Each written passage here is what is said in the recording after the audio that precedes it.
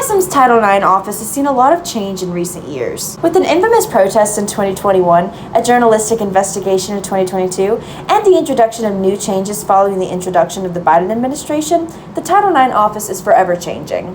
But now, the question must be asked, what state is the Title IX office currently in? Do students trust them? Are they making students feel safer? And what role do they play on campus?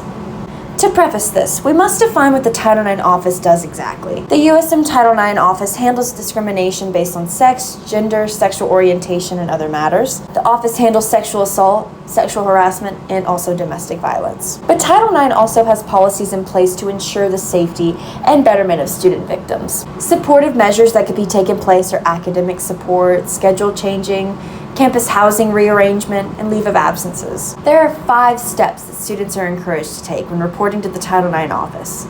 First, they are encouraged to set up their meeting to report what happened. This can be anonymously, or it can be done under the guise of a friend. Either way, someone needs to make the report. Secondly, you need to sit down with the Deputy Title IX coordinator and have your meeting and discuss what supportive measures you can take.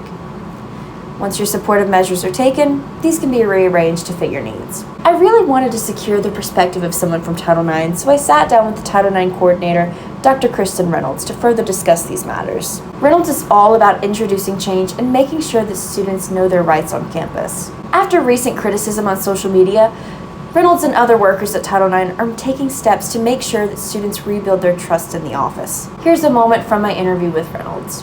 But one of the things that we pushed for our office is having indicator on records. So now if someone is found responsible of a Title IX related incident, then we can put an indicator on that student's ID number. So if they try to come back, we are aware that they're back on campus, and we can have the notification process, which was a little bit of an identified hole in the system. Reynolds is hopeful that these new policies will once again rebuild trust in the office and also make campus a better place and safer for everyone. Aside from this interview, I sent out a survey for students to partake in anonymously. This non-scientific survey was sent out via GroupMe, Yik Yak, and Fizz. At the start of the survey, I asked participants what their race, gender, and classification was. The survey found that the majority of participants were white, cisgender, female juniors. One of the questions I asked was if participants were comfortable reporting an incident to the Title IX office. Noticeably, the majority was neutral. I also asked participants if they believed that should an incident happen, the Title IX office would handle it properly. The majority disagreed. On a more positive note, the majority of participants also reported that they felt safe walking around on campus at night, that the Title IX office would not discriminate against them, and that the university police department would properly handle a situation. But notably, on the final question, participants were divided. When asked if they felt safe on this campus, the results were split between agree and disagree. These are the results from the students of USM, and their voices must be heard. If students are saying that they aren't sure of their safety on campus, then their needs must be met.